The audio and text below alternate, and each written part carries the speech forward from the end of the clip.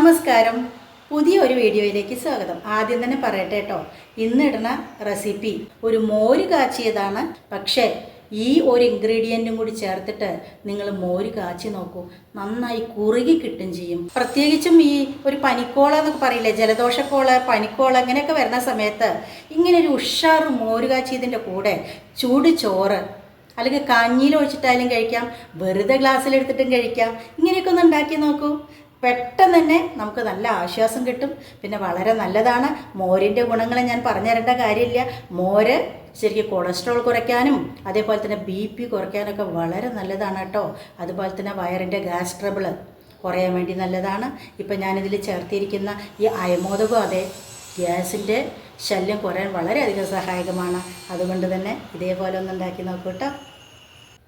കണ്ടോ, ധാരാളം മോരിരിപ്പുണ്ട്. അത്യാവശ്യം പുളിയുള്ള മോര് നന്നായിട്ട് മിക്സിയുടെ ജാറിലേക്ക് ഇട്ടിട്ട് അടിച്ചതിന് ശേഷം നെയ്യൊക്കെ എടുത്തിട്ട് നമ്മളൊരു വലിയ അരിപ്പുണ്ടെങ്കിലേ അത് കൂടെ അങ്ങോട്ട് ഒഴിച്ചാൽ മതി കേട്ടോ.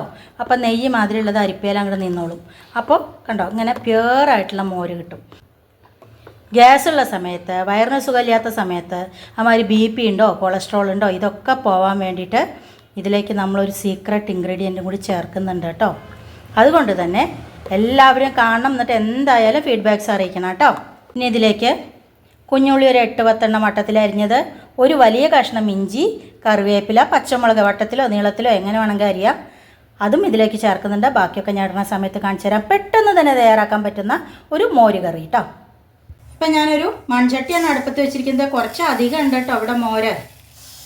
അപ്പം അത് കാരണം നല്ലതാണ്. വെറുതെ കഴിക്കാൻ അതെ ഒരു ഗ്ലാസ്സിലെടുത്ത് കുടിക്കാം, ചോറിൻ്റെ ഒപ്പം കഴിക്കാം. ചൂട് ചോറിൻ്റെ ഒപ്പം എന്തെങ്കിലും കൊണ്ടാട്ടമുളകോ കൊണ്ടാട്ടമൊക്കെ മതി. അപ്പോൾ വെളിച്ചെണ്ണ ഒഴിച്ചു കൊടുത്തിട്ടുണ്ടായിരുന്നു. ഗ്യാസ് കൊളുത്തിയിട്ട് ചട്ടി അടുപ്പത്ത് വെച്ചതിന് ശേഷം കടുക് ഇട്ട് കൊടുത്തു. ചട്ടി നന്നായിട്ടൊന്ന് ചൂടായാൽ മാത്രമേ കടുക് പൊട്ടി വരുള്ളൂ കേട്ടോ. ഒന്ന് പൊട്ടി വരട്ടെ. കടുക് പൊട്ടി വന്നിട്ടുണ്ട്. ഉണ്ടമുളക് ഇത് ഉടയ്ക്കാനുള്ളതാട്ടോ, ഇട്ട് കൊടുക്കാം. അതിനോടൊപ്പം തന്നെ കറിവേപ്പില കഴുകിയതാണ്, വെള്ളം കൂട്ടും.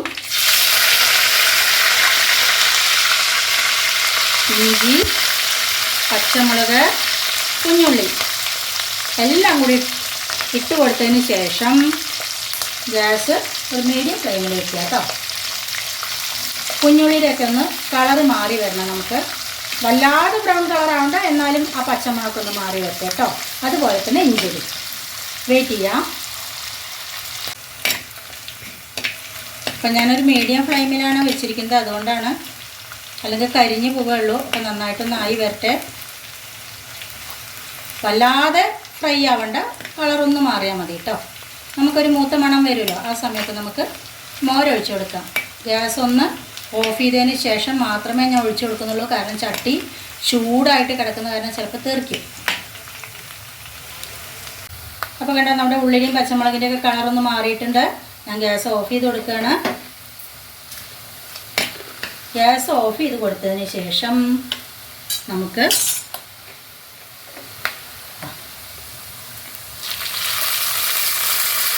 ഇതേപോലെ അടിച്ച് വെച്ചിരിക്കുന്ന മോര ഇവിടെ ഒഴിച്ചു കൊടുക്കാം. ഇനി ഇതിൻ്റെ കൂടെ തന്നെ നമുക്ക് പൊടികളിടാണ്ട്, ഇതൊന്നും അവോയ്ഡ് ചെയ്യരുത്. ഒരു നുള്ളു കായപ്പൊടി, അതുമാതിരി മഞ്ഞൾപ്പൊടി നല്ലോണം ഒരു 1/2 ടീസ്പൂൺ, ആവശ്യത്തിന് ഉപ്പ്, ജീരകത്തിൻ്റെ പൊടി ഒരു 1/4 ടീസ്പൂൺ, കുരുമുളക് പൊടി നല്ലോണം ഒരു 1/2 ടീസ്പൂൺ കേട്ടോ. പിന്നെ നമ്മളിടേണ്ടത് ഞാൻ കാണിച്ചു തരാം നിങ്ങൾക്ക്. കണ്ടോ, ഇതാണ് അയമോദകം കേട്ടോ. അയമോദകം വയറിന് വളരെ നല്ലതാണ്. ഗ്യാസ് ട്രബിൾ ഒഴിവാക്കാനും അതുപോലെ തന്നെ നമുക്കുണ്ടാവുന്ന ദേഹാസ്വാസ്ഥ്യങ്ങൾക്ക് വളരെ നല്ലതാണ്. ഇത് വെറുതെ കൈകൊണ്ട് ഒന്നിങ്ങോട്ട് തിരുമ്മിയാൽ മതി. വല്ലാതെ മിക്സിയുടെ ജാറിലിട്ടിട്ട് പൊടിക്കൊന്നും വേണ്ട.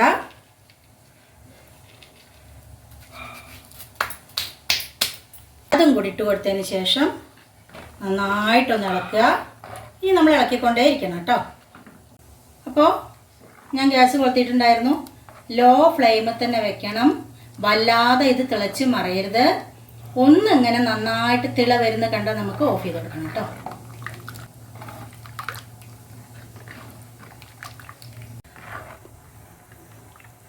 ഇതേപോലെ ഇളക്കിക്കൊണ്ടിരിക്കണം, അത് അടുപ്പത്ത് വെച്ച് പോകരുത്.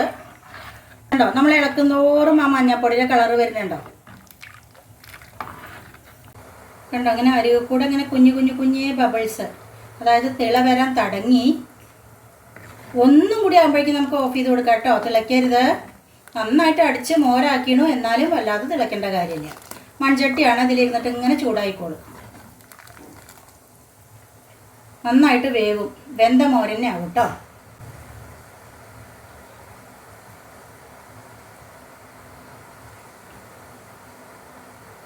ഇപ്പം കണ്ടോ, പൊങ്ങി വരുന്നുണ്ടോ? ചെറുതായിട്ട് തിളയൊക്കെ വരാൻ തുടങ്ങി.